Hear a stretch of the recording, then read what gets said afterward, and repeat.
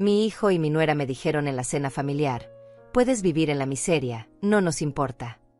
Ellos estaban sentados en la sala que yo pagué, usando ropa que yo compré, comiendo comida que yo proporcioné. Entonces yo sonreí y dije: está bien. Al día siguiente, cancelé 97 pagos automáticos, y observé el lujo de ellos acabarse completamente en pocas semanas. Pero déjenme contarles cómo llegué a ese momento, porque nadie toma una decisión así de la nada. Nadie cancela la vida de sus propios hijos, sin una razón que te rompa el alma primero.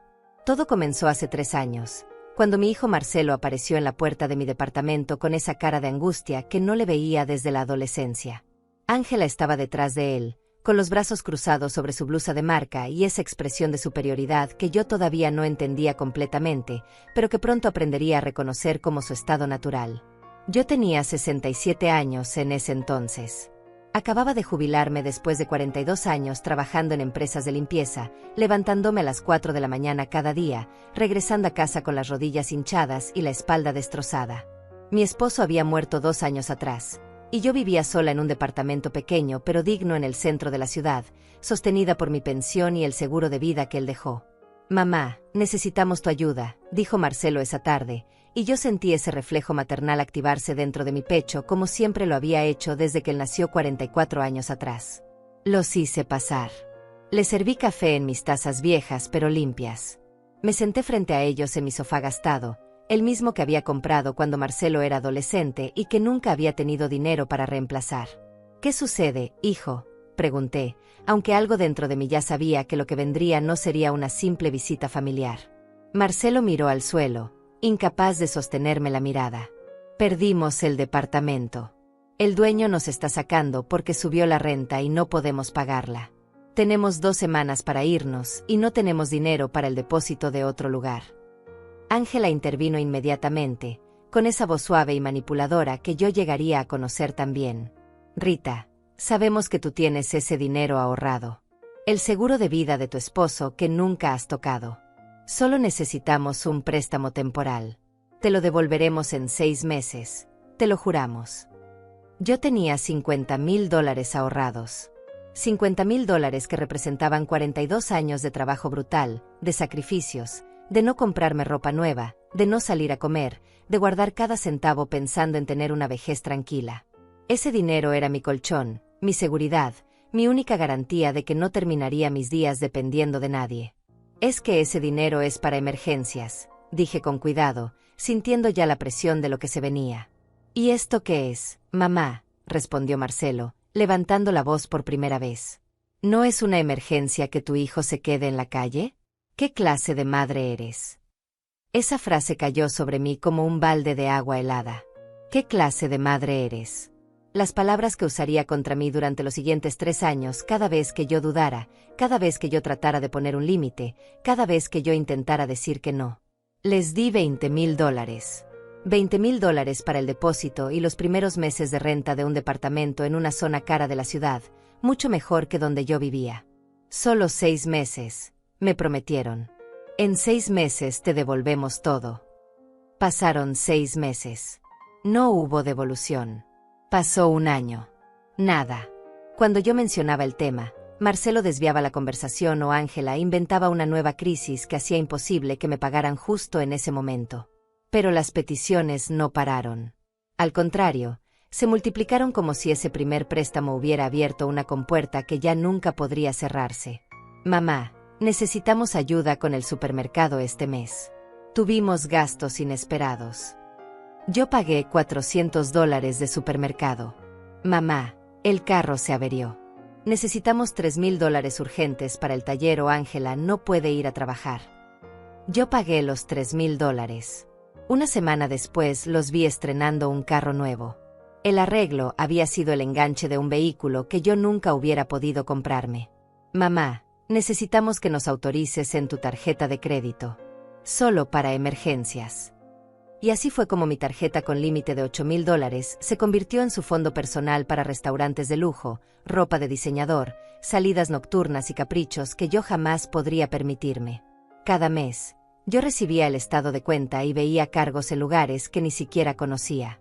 Tiendas departamentales caras.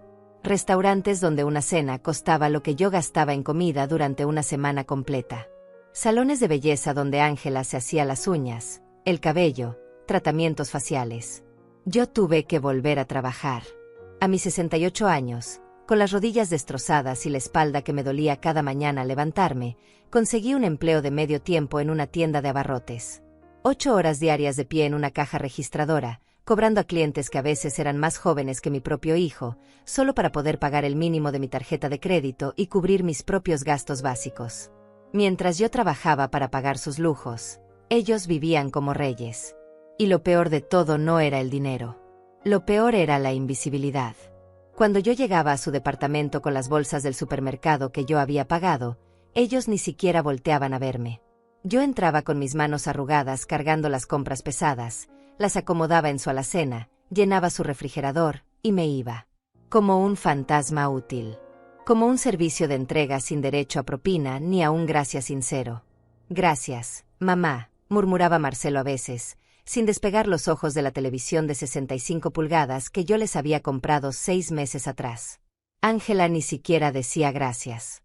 Solo abría el refrigerador después de que yo terminaba de acomodar todo, revisaba con expresión crítica, y se quejaba si había comprado la marca equivocada de yogurt o si las manzanas no estaban lo suficientemente brillantes. Rita, ya te dije que a mí no me gusta esta marca de leche, decía con ese tono de fastidio, como si yo fuera una empleada doméstica incompetente. La próxima vez trae la orgánica, ¿sí? Es solo un poco más cara. Un poco más cara significaba el doble de precio. Pero yo asentía, anotaba mentalmente, y la próxima semana compraba la leche orgánica que ella quería, aunque yo en mi casa tomaba la más barata del supermercado porque no me alcanzaba para más. Mi vida se había convertido en una rueda interminable. Trabajaba en la tienda de abarrotes de lunes a sábado, 8 horas diarias. Los domingos iba al supermercado a hacer las compras de ellos, luego las llevaba a su departamento, las acomodaba, limpiaba un poco su cocina porque siempre estaba sucia, y regresaba a mi pequeño departamento tan agotada que apenas podía prepararme algo de cenar antes de derrumbarme en la cama. Mis amigas notaron el cambio. Marta, mi mejor amiga desde hace 30 años, me lo dijo claramente una tarde cuando nos encontramos en el parque donde solíamos caminar juntas. Rita, te ves agotada, me dijo, tomándome del brazo con preocupación genuina. ¿Qué está pasando? ¿Por qué volviste a trabajar? Pensé que con tu pensión y el seguro de tu esposo podías vivir tranquila. Yo intenté sonreír, pero fue una sonrisa cansada que no engañó a nadie. Estoy ayudando a Marcelo. Tuvieron algunos problemas y yo solo quiero asegurarme de que estén bien. Marta me miró con esos ojos que veían demasiado. ¿Y tú? ¿Quién se asegura de que tú estés bien? No supe qué responderle, porque la verdad era que nadie se aseguraba de que yo estuviera bien. Ni siquiera yo misma. Había pasado tanto tiempo siendo la que resolvía problemas, la que rescataba, la que sacrificaba, que ya ni siquiera sabía cómo pedir ayuda o cómo decir que no. Estoy bien, Marta. De verdad, mentí, porque era más fácil mentir que admitir que me estaba desmoronando lentamente. Ella no insistió ese día, pero vi la preocupación en su rostro. Una preocupación que yo ignoré porque tenía que seguir adelante, porque mi hijo me necesitaba, porque eso era lo que hacían las buenas madres. Los meses siguieron pasando y las peticiones siguieron llegando, cada una más grande que la anterior. Mamá, necesitamos muebles nuevos para la sala. Los que tenemos ya están muy viejos. Yo pagué $5,000 en muebles de sala que jamás podría usar porque iban directo al departamento de ellos. Muebles de cuero genuino, una mesa de centro de vidrio templado, lámparas de diseño. Mientras tanto, yo seguía sentándome en mi sofá de 15 años con los resortes vencidos. Mamá, Ángela necesita ropa nueva para su trabajo. Tiene que verse profesional. Yo les di mi tarjeta de crédito y ellos gastaron $2,000 en un solo día.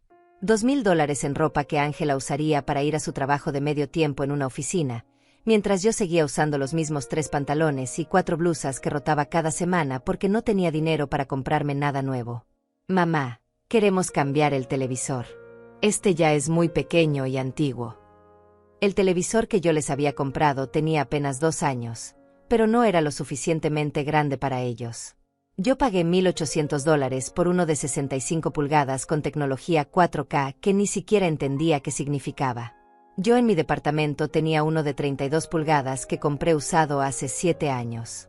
Y cada vez que yo pagaba algo, cada vez que yo les daba dinero, ellos lo recibían como si fuera su derecho natural. Sin gratitud. Sin reconocimiento. Como si yo fuera simplemente una fuente inagotable de recursos puesta en el mundo para servirles. Un día, mientras acomodaba sus compras en su cocina, encontré un sobre con estados de cuenta bancarios que ellos habían dejado sobre la mesa. No era mi intención fisgar, pero el sobre estaba abierto y mis ojos cayeron sobre los números sin querer. Tenían $43,000 ahorrados. $43,000 en su cuenta de ahorros. Me quedé paralizada mirando ese papel. $43,000. Mientras yo trabajaba 8 horas diarias a mis casi 70 años para pagarle sus caprichos, ellos tenían casi la misma cantidad de dinero que yo tenía cuando empezó todo esto.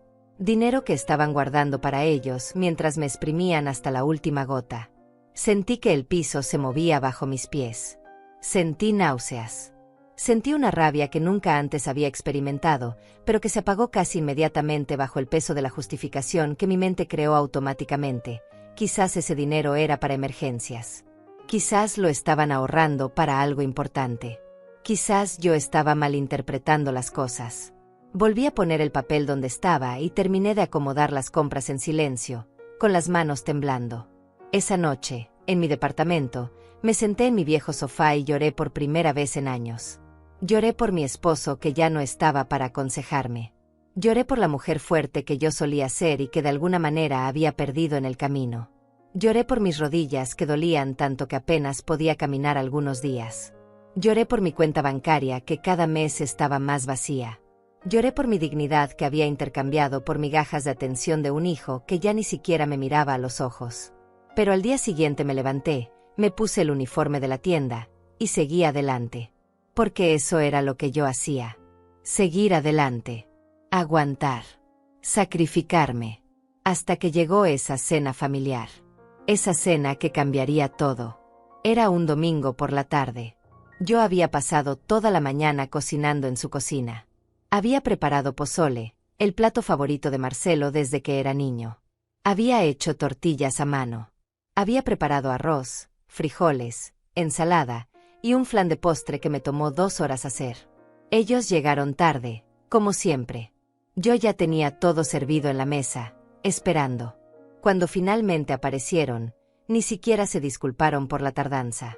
«Huele bien», dijo Marcelo, sentándose sin siquiera saludarme con un beso en la mejilla. Ángela revisó su teléfono mientras se sentaba, escribiendo mensajes a alguien, completamente ajena a mi presencia. Comimos en silencio. Bueno, ellos comieron mientras yo los observaba, sintiendo un vacío en el estómago que no tenía nada que ver con el hambre. «El pozole está un poco salado», comentó Ángela sin levantar la vista de su plato. Yo no respondí.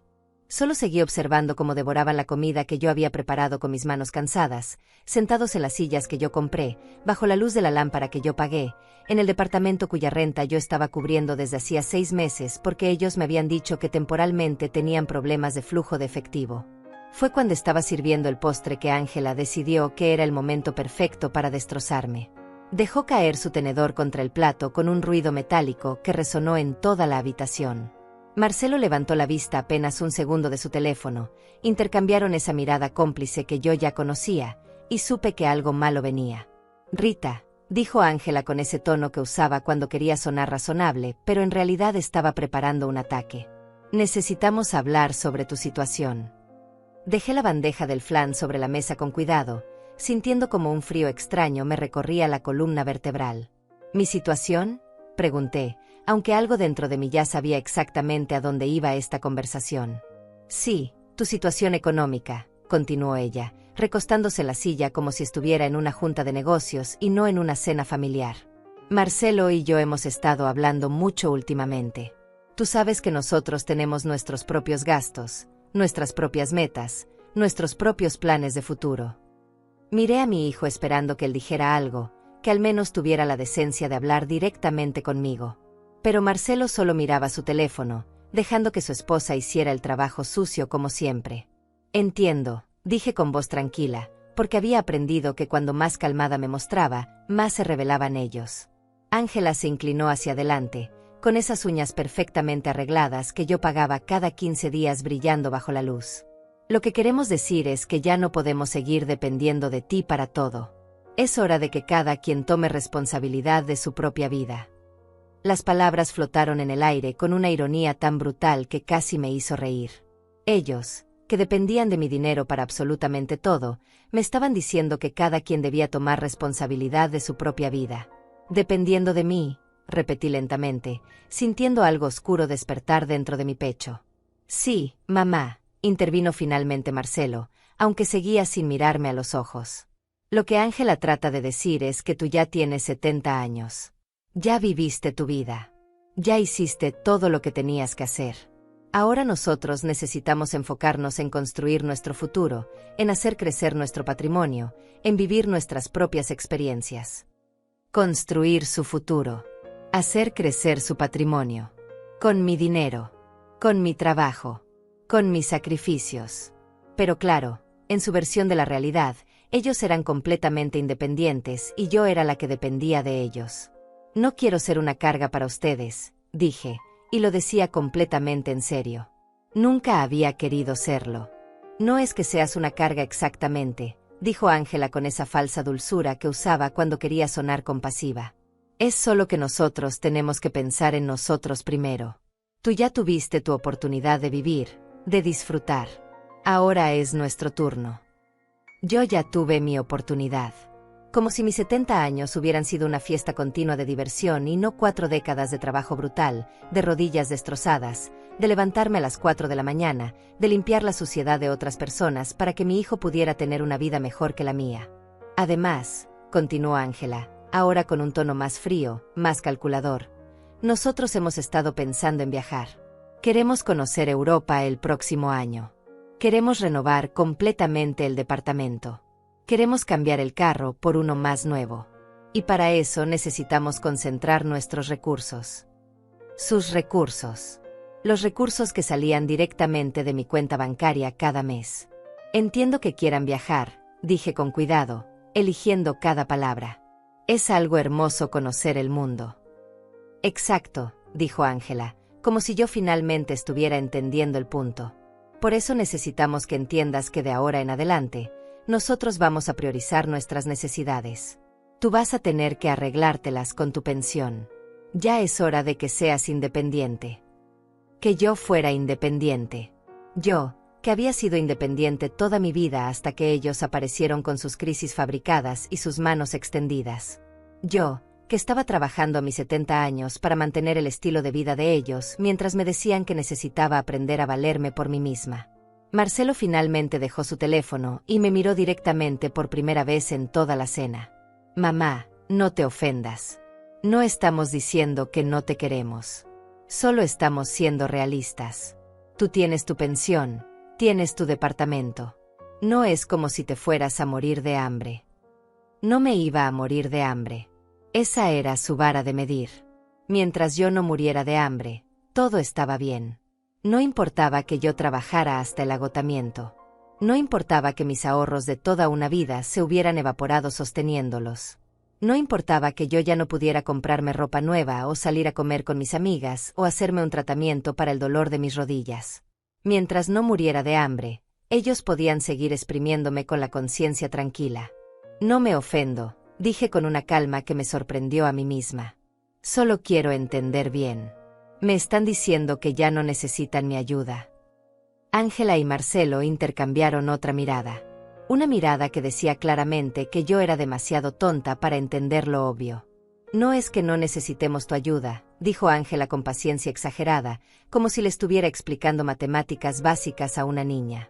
Es que no podemos seguir preocupándonos por ti. Cada uno tiene que ver por sí mismo. Si tú decides vivir con menos, si decides vivir de forma más modesta, eso es tu decisión. Más modesta, repetí. Yo, que ya vivía en lo mínimo mientras ellos nadaban en lujos pagados con mi dinero. Sí, continuó ella, ahora con un tono más duro. Mira, Rita, seamos completamente honestas por una vez. Nosotros tenemos 30 años menos que tú. Tenemos toda una vida por delante. No podemos cargar con la responsabilidad de cuidarte en tu vejez. Eso no es justo para nosotros. Cuidarme en mi vejez. Como si yo les hubiera pedido que me cuidaran. Como si yo no hubiera pasado los últimos 3 años cuidándolos a ellos de todas las formas posibles mientras ellos tomaban y tomaban sin dar nada a cambio excepto desprecio. Yo nunca les he pedido que me cuiden, dije, sintiendo que mi voz se quebraba ligeramente por primera vez. Pero lo esperas, respondió Ángela de inmediato. Lo esperas porque eres de esa generación que cree que los hijos tienen que sacrificarse por los padres. Pero nosotros no pensamos así. Nosotros creemos en vivir nuestra propia vida, en cumplir nuestros propios sueños. Nuestros propios sueños. Financiados completamente por mi pesadilla. Marcelo se aclaró la garganta, incómodo por primera vez en toda la conversación. Lo que mamá trata de decir, mamá, es que, bueno, si tú decides vivir con menos, si decides vivir incluso la miseria, eso es tu decisión. A nosotros no nos importa. Nosotros tenemos que pensar en nosotros primero. Así funcionan las cosas en el mundo real. Puedes vivir en la miseria. No nos importa. Ahí estaban. Las palabras que cambiarían todo. Las palabras que llevaba años esperando escuchar sin saber que las estaba esperando. La confirmación final de lo que yo ya sabía en el fondo pero me negaba a aceptar. Para ellos, yo no era su madre. Era un recurso. Un cajero automático. Una fuente de dinero que había dejado de ser conveniente. Miré alrededor de la habitación. La sala que yo pagué. Los muebles que yo compré. La ropa que ellos llevaban puesta y que salió de mi tarjeta de crédito. La comida que ellos acababan de devorar y que yo cociné con ingredientes que yo pagué. El departamento entero cuya renta yo estaba cubriendo. Y ellos, sentados ahí con sus estómagos llenos y sus conciencias vacías, me decían que podía vivir en la miseria y que no les importaba. Algo se rompió dentro de mí en ese momento. No fue un quiebre dramático. No hubo gritos, ni llanto, ni platos estrellados contra la pared. Fue algo mucho más profundo y silencioso. Fue el último hilo de esperanza que había estado sosteniendo durante 3 años, creyendo que algún día ellos despertarían, que algún día verían todo lo que yo había hecho, que algún día me mirarían con gratitud y amor genuino. Ese hilo se rompió. Y con él se rompió también el miedo. El miedo a decir que no. El miedo a decepcionarlos. El miedo a ser una mala madre. Todo ese miedo que había usado contra mí misma durante tanto tiempo simplemente desapareció, reemplazado por una claridad fría y absoluta. Sonreí. Fue una sonrisa pequeña, tranquila, casi pacífica. El tipo de sonrisa que aparece cuando finalmente entiendes algo que debiste haber entendido hace mucho tiempo. Está bien, dije con una voz tan suave que Ángela tuvo que inclinarse hacia adelante para escucharme. Tienen toda la razón. Ustedes necesitan pensar en ustedes primero. Es lo más sensato. Vi la sorpresa cruzar por el rostro de Ángela durante una fracción de segundo. Claramente había esperado lágrimas, súplicas, tal vez una escena dramática donde yo les rogara que reconsideraran. Pero no le iba a dar ese placer. No esta vez. No nunca más.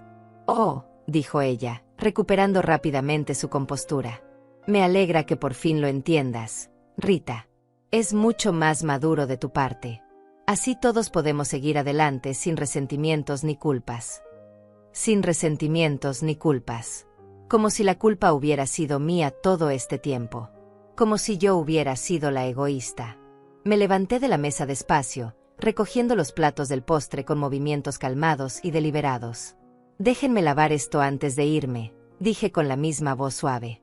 No te preocupes, mamá, dijo Marcelo, volviendo a mirar su teléfono. Ya lo hacemos nosotros después. Pero yo sabía que no lo harían. Los platos se quedarían ahí hasta el día siguiente, cuando yo regresara como siempre a limpiar su desastre. Excepto que esta vez, no habría un día siguiente. Esta vez, algo había cambiado para siempre. Lavé los platos en silencio mientras ellos se movían a la sala a ver televisión. Los escuchaba reír de algo en la pantalla, completamente ajenos al terremoto que acababa de ocurrir dentro de mí. Para ellos, esto había sido solo otra conversación incómoda pero necesaria. Para mí, había sido el final de una era. Sequé mis manos en el trapo de cocina, un trapo que yo había comprado en un paquete de 6 hace 2 meses, y me quité el delantal. Lo doblé con cuidado y lo dejé sobre la barra de la cocina. Sería la última vez que lo usaría en este departamento. Me voy, anuncié desde la cocina. Está bien, mamá, respondió Marcelo sin voltear a verme. Maneja con cuidado. Ángela ni siquiera respondió. Estaba demasiado concentrada en su teléfono, probablemente enviando mensajes a sus amigas sobre sus planes de viaje a Europa. Europa que ella visitaría con el dinero que debería estar en mi cuenta de ahorros. Tomé mi bolso y salí del departamento cerrando la puerta con suavidad. No di un portazo. No necesitaba hacerlo. El ruido que importaba ya había ocurrido dentro de mi cabeza, donde algo finalmente había despertado después de años de hibernación forzada. Bajé las escaleras despacio, mis rodillas protestando con cada escalón. Cuando llegué a mi carro, un sedán viejo de 15 años que apenas funcionaba, pero que era todo lo que podía permitirme, me senté en el asiento del conductor y me quedé ahí en silencio por varios minutos. No lloré. Ya no me quedaban lágrimas para ellos. En su lugar, sentí algo diferente creciendo en mi pecho. No era rabia exactamente, aunque había rabia ahí. No era tristeza, aunque la tristeza estaba presente. Era determinación. Era claridad. Era la decisión fría y calculada de que esto se terminaba ahora. Saqué mi teléfono del bolso y marqué el número de Marta. Ella contestó al segundo timbrazo. Rita, ¿qué pasó? ¿Estás bien? Preguntó inmediatamente, porque después de 30 años de amistad, ella podía leer mi estado de ánimo incluso a través del teléfono. Marta, necesito que vengas a mi casa. Ahora. Por favor, dije con voz firme. Voy para allá, respondió sin hacer más preguntas. Conduje a mi departamento con las manos firmes en el volante, la mente funcionando con una claridad que no había experimentado en años. Cada semáforo, cada calle, cada vuelta me acercaba no solo a mi casa, sino a una decisión que ya estaba completamente formada en mi cabeza. Cuando llegué, Marta ya estaba esperándome en la puerta de mi edificio. Me vio bajar del carro y supo inmediatamente que algo importante había pasado. Me abrazó sin decir nada, y ese abrazo silencioso fue más reconfortante que 1000 palabras. Subimos a mi departamento y preparé café. Nos sentamos en mi viejo sofá con los resortes vencidos, y finalmente hablé. Me dijeron que puedo vivir en la miseria y que no les importa, dije sin preámbulo, sin contexto, porque no lo necesitaba. Marta sabía exactamente de quiénes hablaba. Vi cómo su rostro se transformaba de confusión a incredulidad y finalmente a indignación pura. ¿Qué? Exclamó. Marcelo te dijo eso. Marcelo y Ángela. Los dos. Sentados en la sala que yo pagué, usando ropa que yo compré, después de comer comida que yo cociné con ingredientes que yo pagué. Marta puso su taza de café sobre la mesita con más fuerza de la necesaria. Rita, por favor dime que ya no vas a seguir dándoles dinero. Por favor dime que esto fue la gota que derramó el vaso. La miré directamente a los ojos. Es peor que eso, Marta. Es mucho peor. Y necesito tu ayuda. Durante la siguiente hora, le conté todo. No solo lo que había pasado esa noche, sino todo lo que había estado callando durante 3 años. Le conté sobre los $20,000 que nunca me devolvieron. Le conté sobre mi tarjeta de crédito que ellos usaban como si fuera suya. Le conté sobre el supermercado semanal, los muebles, el carro, la ropa, los restaurantes caros. Le conté que tuve que volver a trabajar a mis casi 70 años para poder sostener sus lujos mientras me trataban como invisible. Y le conté sobre los $43,000 que vi en su estado de cuenta. Los $43,000 que ellos tenían ahorrados mientras me dejaban trabajar hasta el agotamiento pagando sus caprichos. Marta escuchó todo en silencio, su expresión volviéndose más oscura con cada revelación. Cuando terminé, ella estaba temblando de rabia. Rita, dijo con voz controlada pero llena de furia, ¿tú tienes idea de cuánto dinero les has dado en estos 3 años? Negué con la cabeza. Nunca lo calculé. Tenía miedo de saberlo. Pues vamos a calcularlo ahora mismo, dijo Marta, levantándose del sofá. Trae tus estados de cuenta. Todos. De los últimos 3 años. Fui a mi pequeño escritorio donde guardaba mis papeles. Tenía una carpeta con todos mis estados de cuenta bancarios y de tarjeta de crédito, organizados por mes. Nunca los había revisado con atención porque dolía demasiado ver cómo mi dinero desaparecía mes tras mes. Los extendimos sobre la mesa del comedor y comenzamos a revisar. Marta tenía su calculadora del teléfono en la mano, y yo iba señalando cada cargo que había hecho para ellos. Supermercado, $400, decía yo, y Marta sumaba. Restaurante, $230. Tienda departamental, $1,500. Gasolinera, $150. Salón de belleza, $300. Seguimos así durante casi 2 horas, revisando cada mes, cada cargo, cada transferencia que yo había hecho. Con cada número que sumábamos, yo sentía algo crecer dentro de mí. No era solo rabia. Era reconocimiento. Era ver en números fríos y concretos la magnitud del abuso que había estado sufriendo. Cuando finalmente terminamos, Marta me mostró la pantalla de su teléfono con el total. Me quedé mirando esos números sin poder respirar. $187,000, dijo Marta con voz temblorosa. Rita, en 3 años les has dado $187,000. Sentí que el piso se movía bajo mis pies. $187,000. Casi todo lo que tenía ahorrado de toda una vida de trabajo. Todo el seguro de vida de mi esposo. Todo lo que yo había guardado pensando en tener una vejez digna, en poder pagar medicinas si me enfermaba, en tener un colchón de seguridad. $187,000, repetí en voz alta, necesitando escuchar las palabras para que se sintieran reales. Dios mío, Marta. $187,000. Marta tomó mis manos entre las suyas. Rita, mírame. Esto no es tu culpa.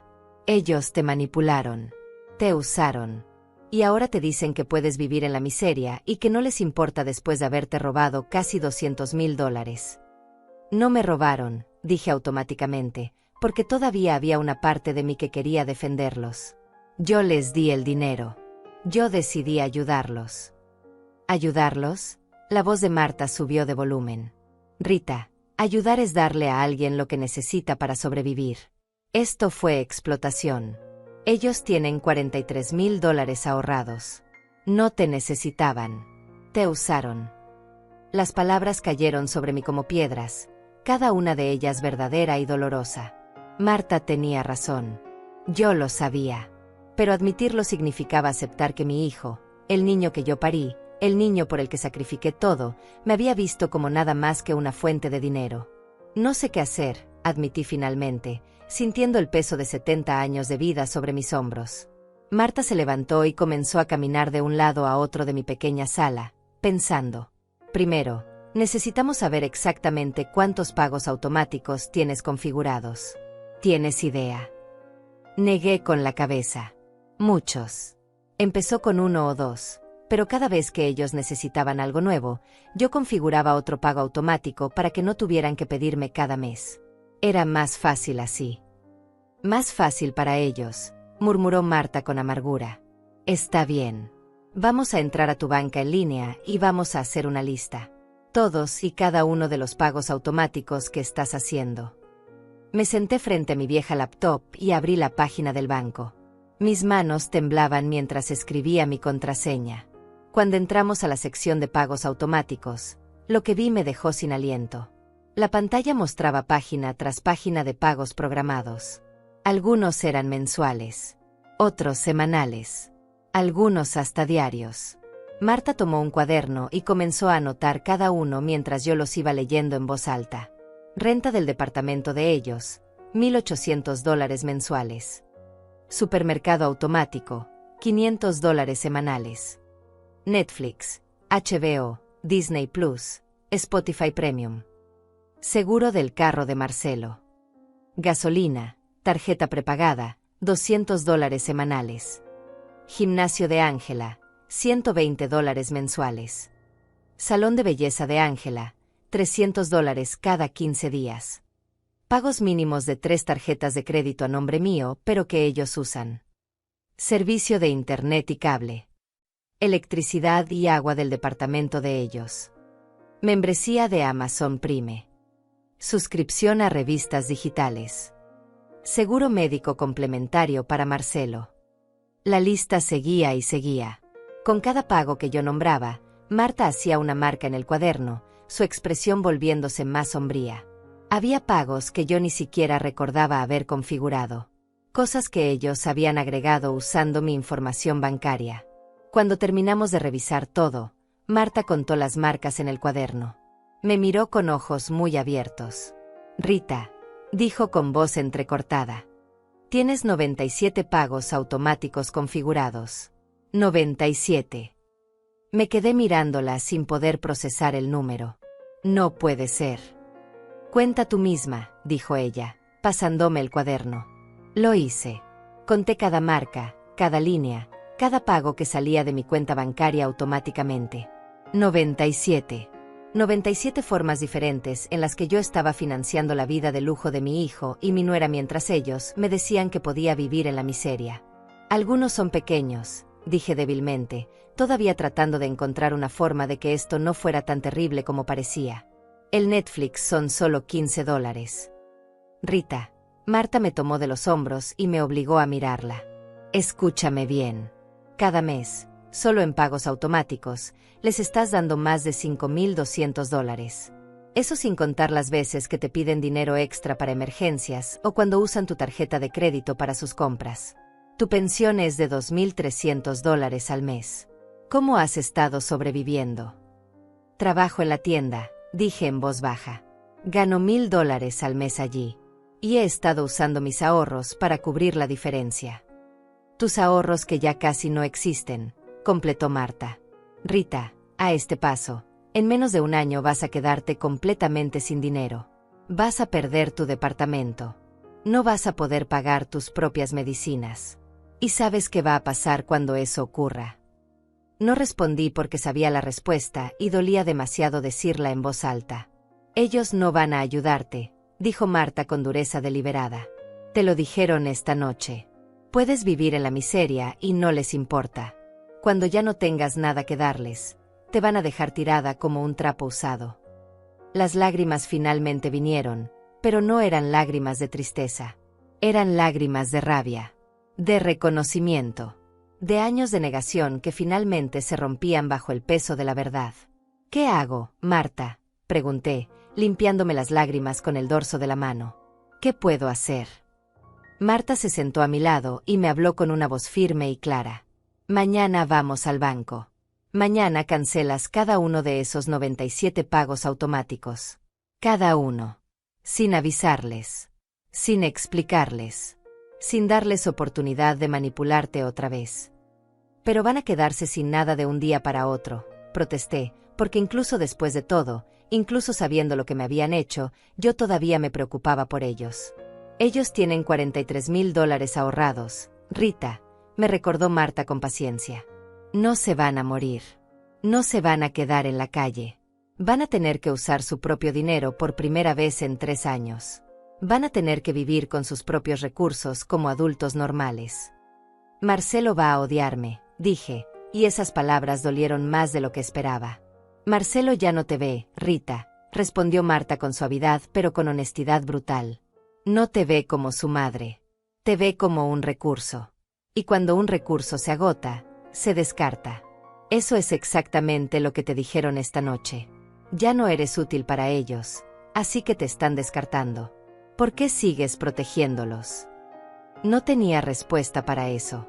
O tal vez la tenía, pero no quería admitirla. Porque admitir que mi hijo no me amaba, que tal vez nunca me había amado realmente sino solo por lo que yo podía darle, era destrozar la imagen que había construido de él durante 45 años. Tengo miedo, confesé finalmente. Lo sé, dijo Marta, abrazándome. Pero Rita, escúchame. Si no haces esto ahora, si sigues permitiendo que te usen, en un año vas a estar en la calle de verdad. No es una exageración. Tus números no mienten. Te estás quedando sin dinero. Y cuando eso pase, ¿quién va a cuidar de ti? Porque ellos ya te dijeron que no les importa. Pasamos el resto de la noche hablando. Marta me ayudó a hacer un plan. Primero, íbamos a ir al banco a primera hora de la mañana. Cancelaríamos todos los pagos automáticos. Luego, bloquearíamos todas las tarjetas adicionales que estaban a nombre de ellos. Después, yo cambiaría mi contraseña del banco y todas mis contraseñas en línea. No les avises, me advirtió Marta. Si les avisas, Van a venir con lágrimas y promesas y te van a manipular de nuevo. Hazlo primero. Deja que se enteren cuando sus tarjetas sean rechazadas y sus servicios se empiecen a cortarse. Es cruel, dije. No más cruel que decirle a tu madre de 70 años que puede vivir en la miseria mientras gasta su dinero en lujos, respondió Marta sin vacilar. Esa noche casi no dormí. Me quedé despierta mirando el techo, pensando en todo lo que había pasado, en todo lo que estaba por venir. Pensé en el niño que Marcelo había sido, el niño dulce que me abrazaba y me decía que me amaba. Me pregunté en qué momento ese niño había desaparecido, reemplazado por este hombre que me miraba con ojos fríos y calculadores. A las 6 de la mañana me levanté, me bañé y me vestí con cuidado. Elegí un pantalón negro y una blusa blanca, ropa simple pero digna. Me miré al espejo y vi a una mujer de 70 años con arrugas ganadas honestamente, con ojos cansados pero que todavía tenían un brillo de determinación. No era la misma mujer que había entrado a ese departamento la noche anterior. Algo fundamental había cambiado. Marta llegó a las 8 en punto, puntual como siempre. Llevaba 2 cafés en vasos desechables y una expresión de apoyo inquebrantable. ¿Lista?, me preguntó, extendiéndome uno de los cafés. Lista, respondí, y lo decía en serio. El banco abría a las 9. Llegamos 15 minutos antes y esperamos en el estacionamiento. Marta repasó conmigo el plan una vez más. Entramos. Pides hablar con un ejecutivo de cuentas. Les dices que necesitas cancelar todos tus pagos automáticos y bloquear todas las tarjetas adicionales. Si te preguntan por qué, solo dices que es una decisión personal. No necesitas justificarte. ¿Y si me hacen sentir mal? ¿Y si me dicen que mis beneficiarios van a quedar afectados? Pregunté, porque conocía el poder de la culpa sobre mí. Entonces me miras a mí y yo te recuerdo que tus beneficiarios te dijeron anoche que puedes vivir en la miseria y que no les importa, respondió Marta con firmeza. Cuando el banco abrió sus puertas, entramos juntas. El aire acondicionado me golpeó en la cara, dándome una sensación de claridad fría. Me acerqué al escritorio de recepción y pedí hablar con un ejecutivo de cuentas. Nos hicieron esperar 10 minutos. 10 minutos durante los cuales mi mente trató de convencerme de dar marcha atrás 1000 veces. 10 minutos en los que imaginé la cara de Marcelo cuando descubriera lo que había hecho. 10 minutos en los que la culpa trató de ahogarme. Pero cada vez que sentía que me debilitaba, miraba a Marta y ella me asentía con la cabeza, recordándome por qué estaba aquí. Finalmente nos llamaron. El ejecutivo de cuentas era un hombre joven, tal vez de 35 años, con traje gris y sonrisa profesional. Buenos días, señora López. ¿En qué puedo ayudarla hoy? Necesito cancelar todos mis pagos automáticos, dije con voz firme. Todos. Sin excepción. El ejecutivo parpadeó sorprendido.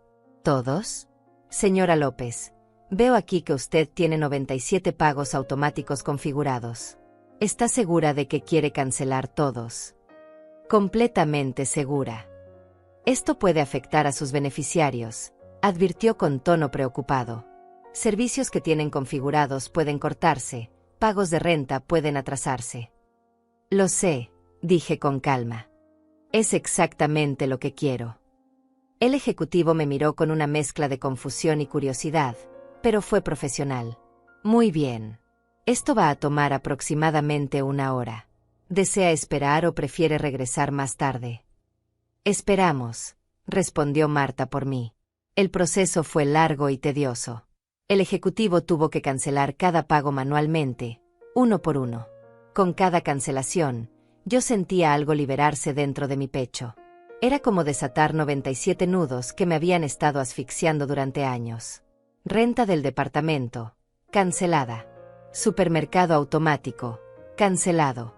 Servicios de streaming, cancelados. Seguro del carro, cancelado. Gimnasio, cancelado. Salón de belleza, cancelado.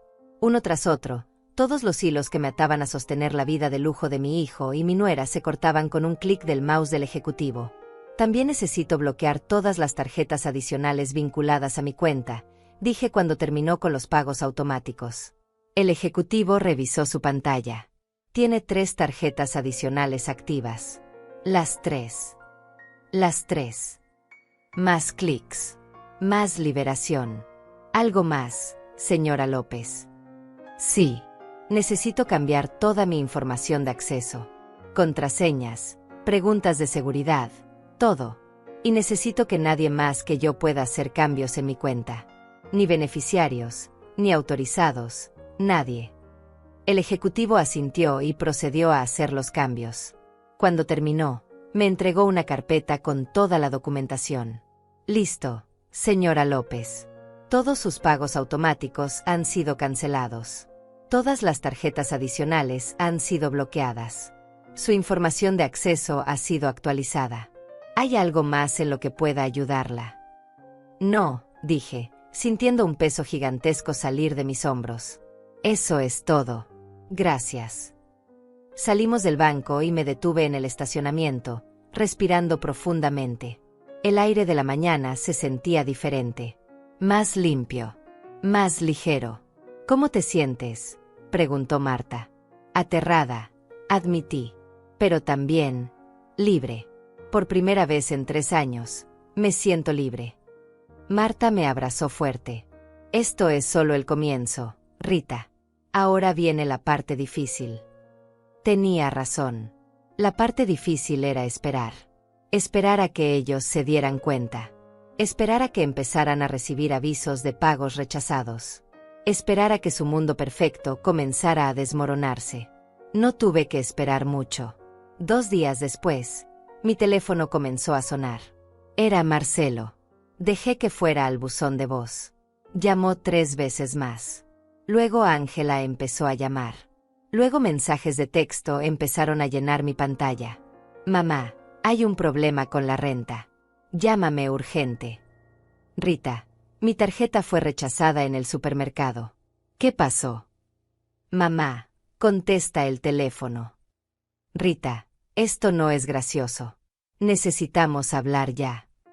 Ignoré cada mensaje, cada llamada.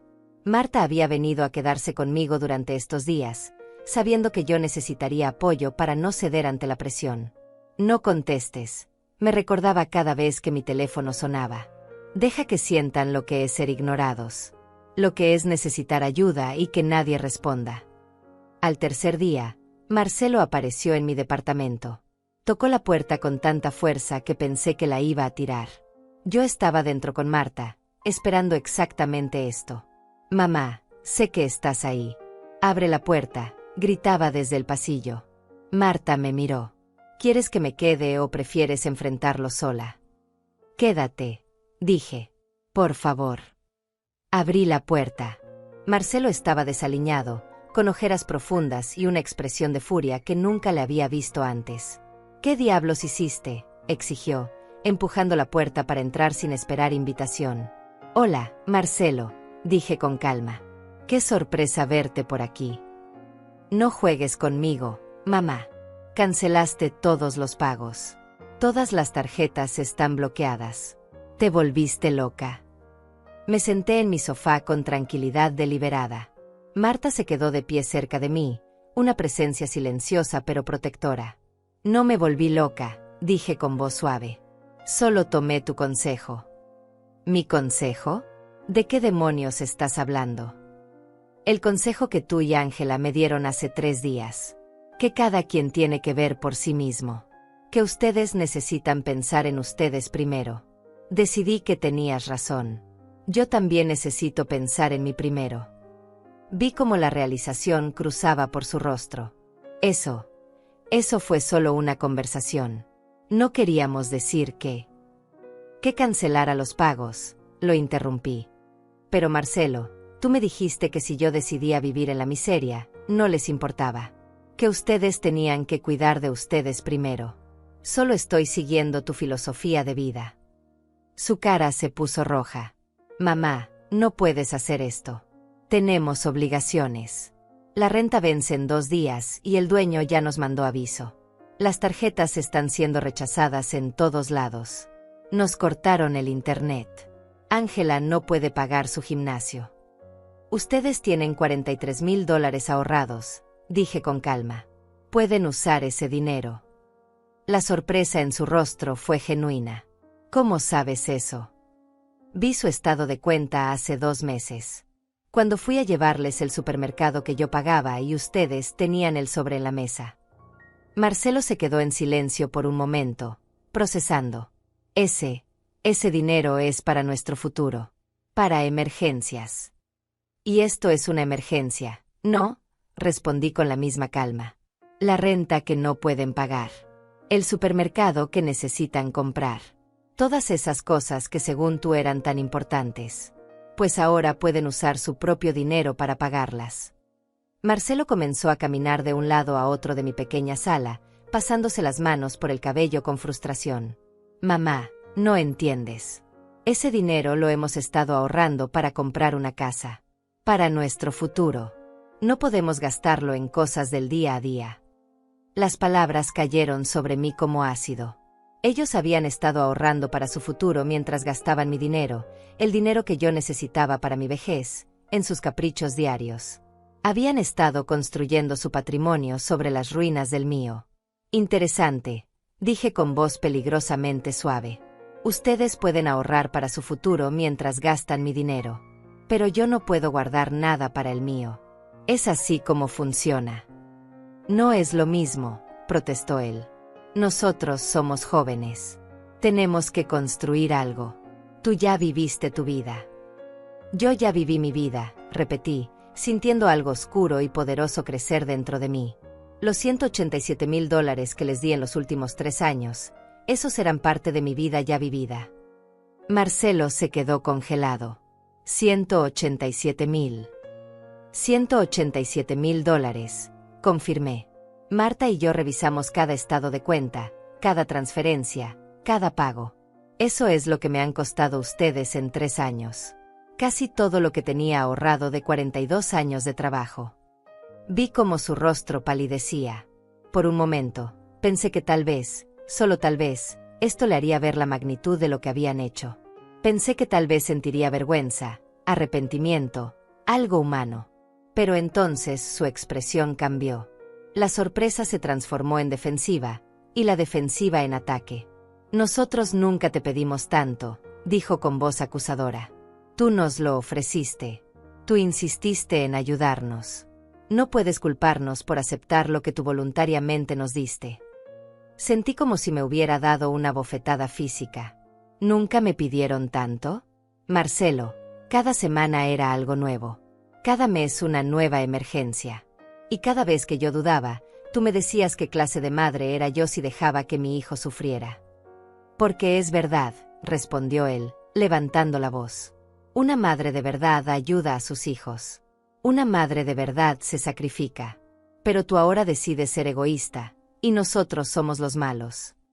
Marta dio un paso adelante, su voz cortante como cuchillo. Marcelo, tu madre trabajó 42 años limpiando la mugre de otras personas para que tú pudieras tener una educación. Vendió su anillo de matrimonio para pagar tu último año de universidad. Y ahora, a sus 70 años, ha estado trabajando en una tienda de abarrotes para poder seguir pagando tus lujos mientras tú y tu esposa tienen $43,000 guardados. Y tienes el descaro de llamarla egoísta. Marcelo la fulminó con la mirada. Esto no es tu asunto, Marta. Se convirtió en mi asunto cuando vi a mi mejor amiga de 30 años destruirse por un hijo malagradecido, respondió Marta sin retroceder. Cuando la vi llorar porque no tenía dinero para comprarse sus medicinas mientras tú andabas con ropa de marca que ella pagó. Mamá, dijo Marcelo, ignorando a Marta y volviendo a mirarme. Si esto es por lo que dijimos el otro día, fue solo una conversación estresada. No lo dijimos en serio. Tú sabes que te queremos. ¿Me quieren?, pregunté con suavidad. Marcelo, ¿cuándo fue la última vez que me preguntaste cómo estaba?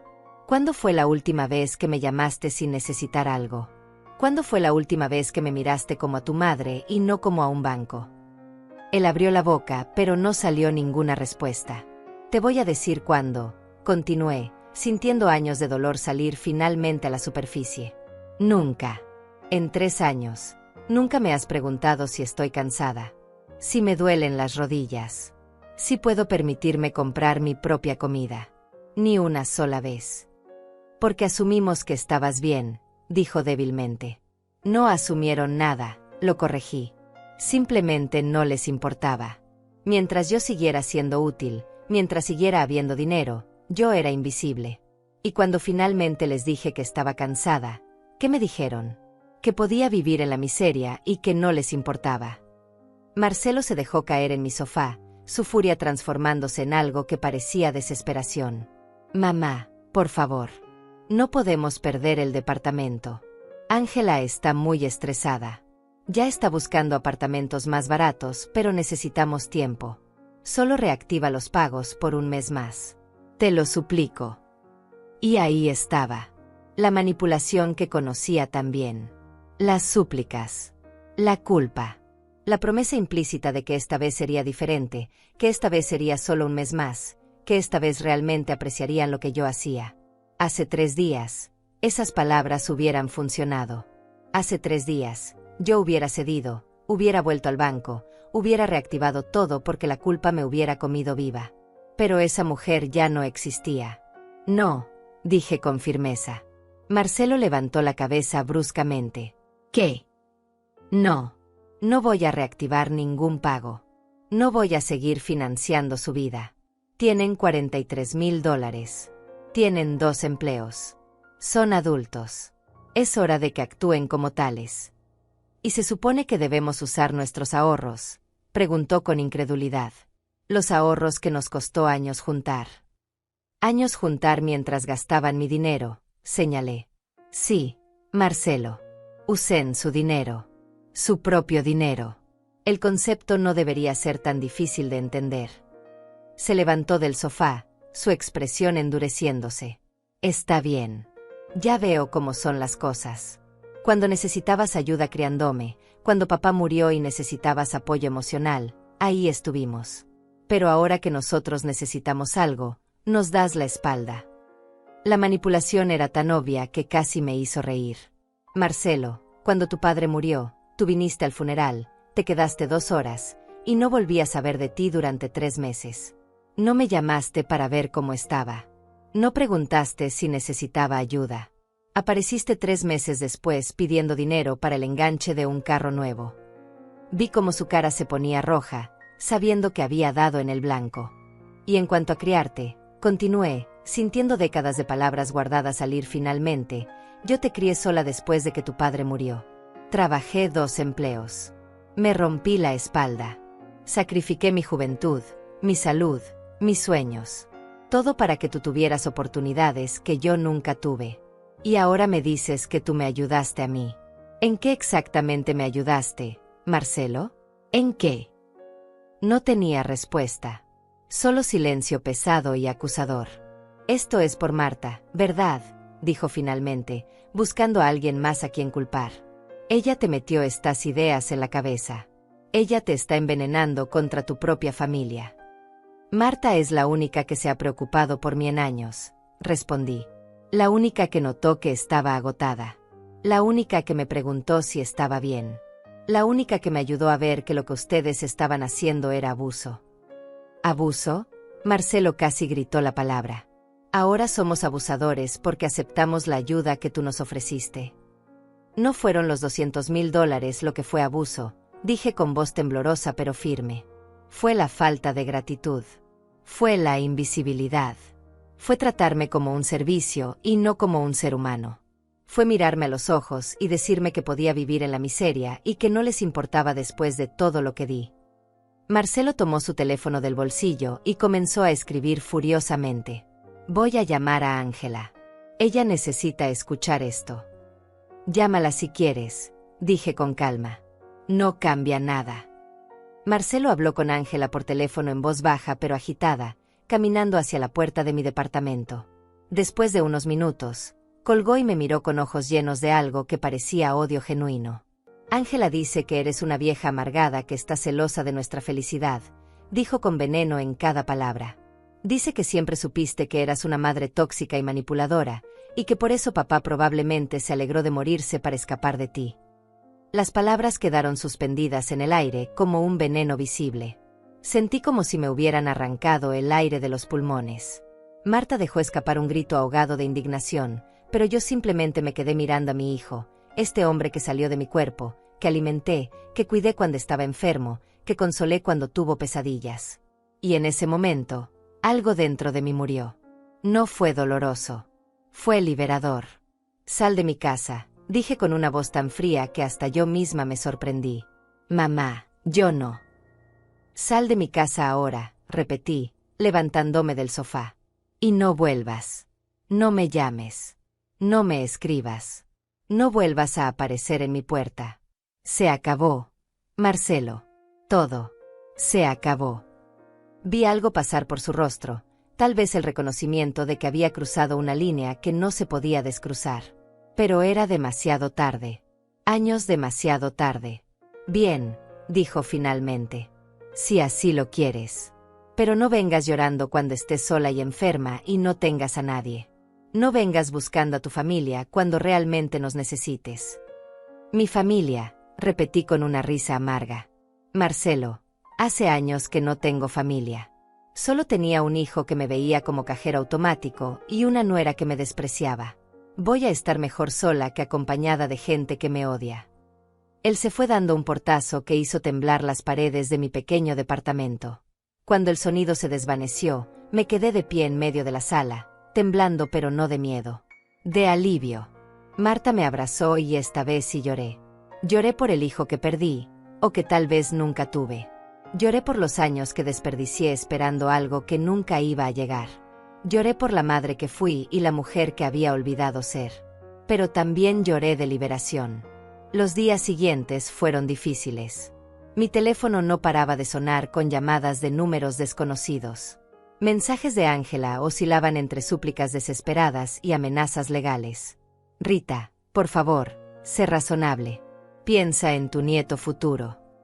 Si no reactivas los pagos, vamos a demandarte por abandono de familia. Eres una mujer cruel y amargada. Vas a morir sola. Bloqueé todos los números. Cambié mi número de teléfono y solo se lo di a Marta y a otras 2 amigas cercanas. Una semana después de la confrontación, recibí una llamada del propietario del departamento donde vivían Marcelo y Ángela. Había conseguido mi nuevo número a través del banco porque yo había sido la que firmó como garante cuando ellos rentaron el lugar. Señora López, su hijo y su nuera no han pagado la renta. Tengo entendido que usted era quien realizaba los pagos. ¿Qué está pasando? Ya no soy responsable de sus pagos, le dije con firmeza. Cancelen mi nombre como garante. Ellos son adultos y deben responder por sus propias deudas. Pero usted firmó un contrato. Revise ese contrato, lo interrumpí. Hay una cláusula que me permite retirarme como garante con 30 días de aviso. Les di ese aviso hace 2 semanas por escrito. Tengo la copia con sello de recibido. Era mentira. No había enviado ningún aviso. Pero el propietario no lo sabía, y mi tono no dejaba espacio para dudas. Colgó sin decir más. Marta me había ayudado a investigar mis derechos legales. Resulta que como ellos eran adultos independientes, yo no tenía ninguna obligación legal de mantenerlos. Las tarjetas adicionales estaban a mi nombre, así que yo tenía todo el derecho de cancelarlas. Los pagos automáticos eran voluntarios y podía detenerlos cuando quisiera. Legalmente, yo estaba completamente protegida. Emocionalmente, estaba empezando a sanar. 2 semanas después, me enteré por una conocida mutua que Marcelo y Ángela habían tenido que mudarse a un apartamento mucho más pequeño y económico. Habían vendido el carro nuevo y comprado uno usado. Ángela había renunciado a su gimnasio de lujo y Marcelo había dejado de comer en restaurantes caros. Estaban viviendo como personas normales, con un presupuesto normal, pagando sus propias cuentas con su propio dinero. La vida que yo les había facilitado había desaparecido completamente en cuestión de semanas, exactamente como yo sabía que pasaría cuando cancelé esos 97 pagos. Y yo no sentí ni una pizca de culpa. En lugar de trabajar 8 horas en la tienda de abarrotes, reduje mis horas a medio tiempo. Con el dinero que ya no estaba gastando en ellos, podía vivir cómodamente con mi pensión y un trabajo parcial. Por primera vez en 3 años, llegaba a fin de mes con dinero en mi cuenta. Empecé a comprarme cosas para mí. Nada extravagante, pero cosas que necesitaba y que había estado negándome. Ropa nueva. Un colchón mejor para mi cama porque el viejo me lastimaba la espalda. medicinas para mis rodillas que antes no podía pagar, una suscripción al gimnasio para adultos mayores donde podía hacer ejercicio suave en la alberca. Volví a salir con mis amigas. Cenas simples en restaurantes modestos, pero pagadas con mi propio dinero sin la presión de estar financiando la vida de lujo de otras personas. Marta, Rosa y Carmela se convirtieron en mi verdadera familia, las mujeres que realmente se preocupaban por mí. Un mes después de todo, Marta llegó a mi departamento con una expresión extraña en el rostro. «Rita, tengo que contarte algo», dijo, sentándose en mi nuevo sofá, uno que yo había comprado para mí con mi propio dinero. «¿Qué pasa?» «Vi a Marcelo ayer en el supermercado», dijo con cuidado. Se veía diferente, cansado. Me vio y quiso hablar conmigo. Sentí una punzada en el pecho, pero la ignoré. «¿Y qué te dijo?» Me preguntó por ti, si estabas bien, si estabas enferma, si necesitabas algo. ¿Y qué le dijiste? Le dije la verdad, que estás mejor que nunca, que te ves 10 años más joven, que finalmente estás viviendo tu propia vida. Marta hizo una pausa. Rita, él lloró. Me dijo que cometió un error terrible, que no se dio cuenta de lo que tenía hasta que lo perdió. Me quedé en silencio, procesando la información. Una parte de mí, esa parte maternal que nunca muere completamente, sintió una punzada de dolor por mi hijo llorando en medio del supermercado. Pero otra parte, la parte más sabia que había despertado en estas últimas semanas, sabía que esas lágrimas no eran de arrepentimiento genuino. Eran lágrimas de inconveniencia. Eran lágrimas porque su vida cómoda se había acabado. ¿Qué sientes al escuchar eso?, preguntó Marta con suavidad. Nada, dije honestamente. O tal vez tristeza por el hijo que pude haber tenido pero nunca tuve. Pero no siento el impulso de correr a salvarlo otra vez. Esa mujer murió. Marta sonrió con orgullo. Me alegra oír eso. ¿Te dijo algo más? Sí. Marta dudó un momento.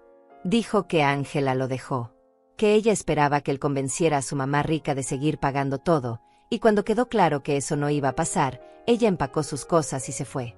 Dijo que se dio cuenta de que ella nunca lo amó, solo amó el estilo de vida que tu dinero proporcionaba. La ironía era tan perfecta que casi me hizo reír. Marcelo finalmente había experimentado exactamente lo que me hizo sentir a mí, ser amado no por quien era sino por lo que podía proporcionar, y ser descartado cuando esa fuente se secó. Pobre Marcelo, dije sin ninguna emoción real. Ahora sabe cómo se siente. 3 días después de esa conversación, Marcelo apareció en mi puerta. Esta vez no tocó con furia. Tocó suavemente, casi tímidamente. Abrí la puerta pero no lo invité a pasar. Se veía terrible. Había perdido peso. Tenía ojeras profundas. Su ropa, aunque limpia, era simple y vieja, nada de las marcas caras que solía usar. «Hola, mamá», dijo con voz ronca. «Hola, Marcelo. ¿Podemos hablar?» Creo que ya dijimos todo lo que había que decir. Por favor, sus ojos se llenaron de lágrimas. Solo dame 5 minutos. 5 minutos y si después quieres que me vaya, me voy y no vuelvo a molestarte. Contra mi mejor juicio, abrí la puerta y lo dejé entrar. No lo invité a sentarse. Nos quedamos de pie en medio de la sala. 5 minutos, dije, cruzando los brazos sobre el pecho. Marcelo respiró profundo, limpiándose las lágrimas con el dorso de la mano. Mamá, yo no sé ni por dónde empezar. He pasado las últimas semanas pensando en todo. En cada conversación, cada momento, cada cosa que te dije. Esperé en silencio. No iba a facilitarle esto.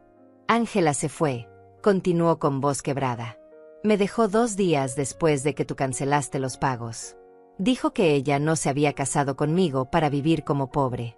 Que si yo no podía darle la vida que ella merecía, entonces no tenía caso seguir juntos. Lo siento, dije automáticamente, aunque no estaba segura de si era verdad. No lo sientas, dijo él amargamente. Tenías razón sobre ella. Sobre todo. Yo solo estaba demasiado ciego para verlo. O tal vez no quería verlo porque era más cómodo seguir usando tu dinero que enfrentar la realidad. Guardó silencio por un momento, mirando al suelo. Tuve que vender el carro. Tuve que mudarme a un apartamento que cuesta $400 al mes.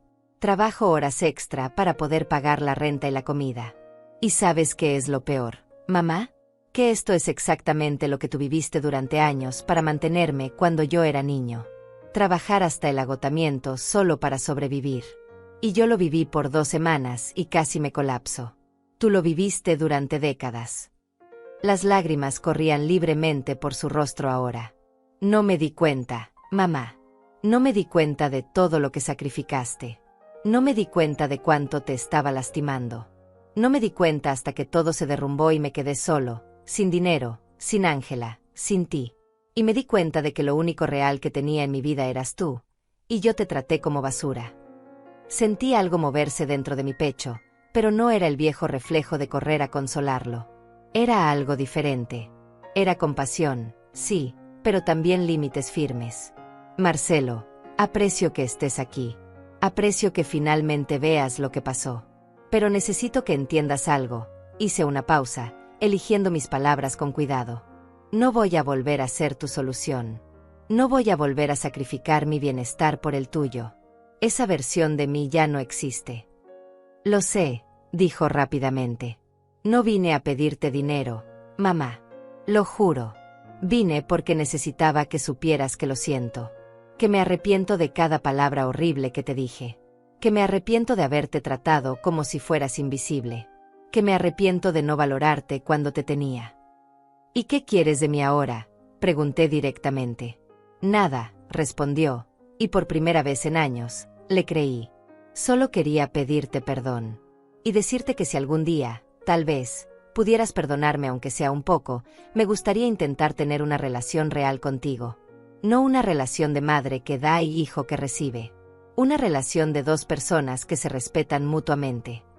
Me quedé mirándolo por un largo momento. Vi al hombre roto frente a mí, y también vi al niño que solía ser. Pero más importante, vi a una persona que finalmente, después de todo, estaba aprendiendo lo que significaba ser responsable de sus propias acciones. El perdón no es algo que pueda darte hoy, dije con honestidad. Me lastimaste profundamente, Marcelo. Me usaste. Me hiciste sentir invisible en mi propia vida. Eso no se borra con una disculpa, por sincera que sea. Él asintió. Las lágrimas seguían cayendo. Lo entiendo. Pero, continué, sintiendo las palabras formarse mientras hablaba, estoy dispuesta a considerar la posibilidad de reconstruir algo. No lo que teníamos antes, porque eso estaba roto desde el principio. Pero tal vez algo nuevo. Algo sano. Algo basado en respeto mutuo. Vi esperanza iluminarse en sus ojos. En serio. Pero con condiciones muy claras, dije con firmeza. Nunca más me pedirás dinero. Nunca. Si tienes problemas financieros, los resuelves tú mismo como el adulto que eres.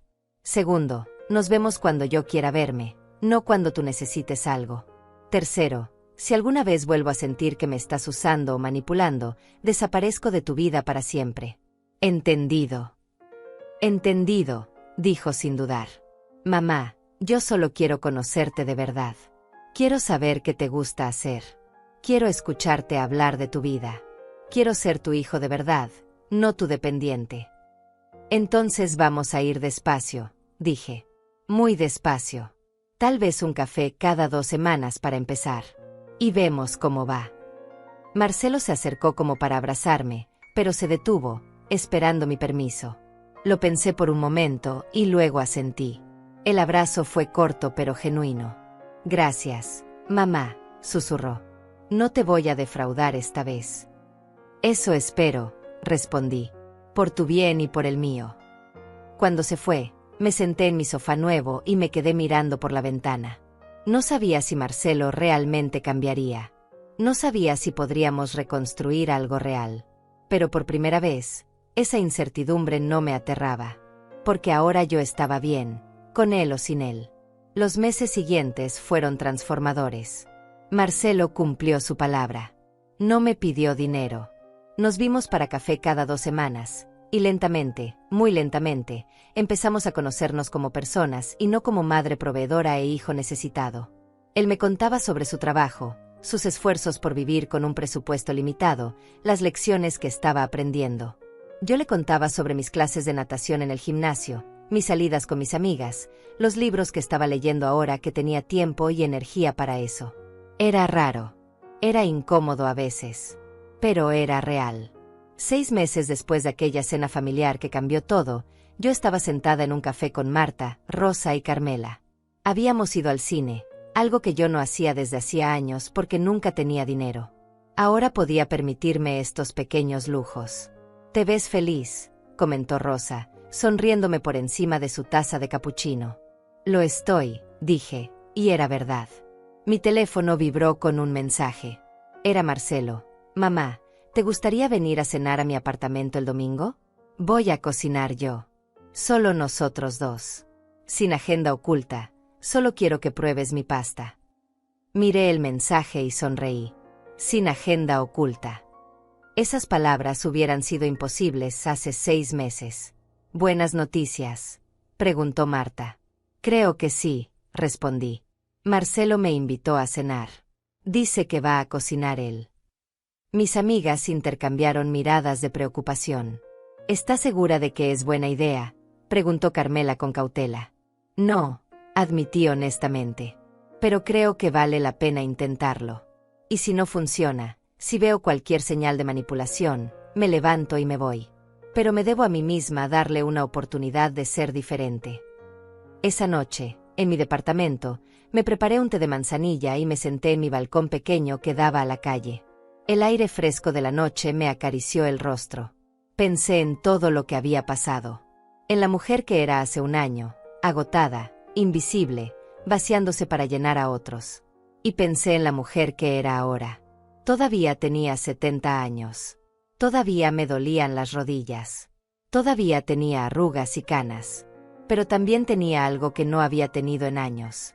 Paz. Paz de saber que mi valor no dependía de cuánto dinero podía dar. Paz de saber que merecía respeto y dignidad. Paz de saber que estaba bien poner límites, incluso con la gente que amaba. Paz de saber que podía vivir para mí misma sin ser egoísta. Mi teléfono vibró de nuevo. Otro mensaje de Marcelo. «Y mamá, solo quiero que sepas que te quiero. No por lo que puedes darme. Solo porque eres mi madre y finalmente estoy aprendiendo a apreciarte». Leí el mensaje 2 veces. Tal vez era genuino. Tal vez no. El tiempo lo diría. Pero ya no era mi trabajo adivinar intenciones o cargar con responsabilidades que no me correspondían. Respondí: «Yo también te quiero, hijo.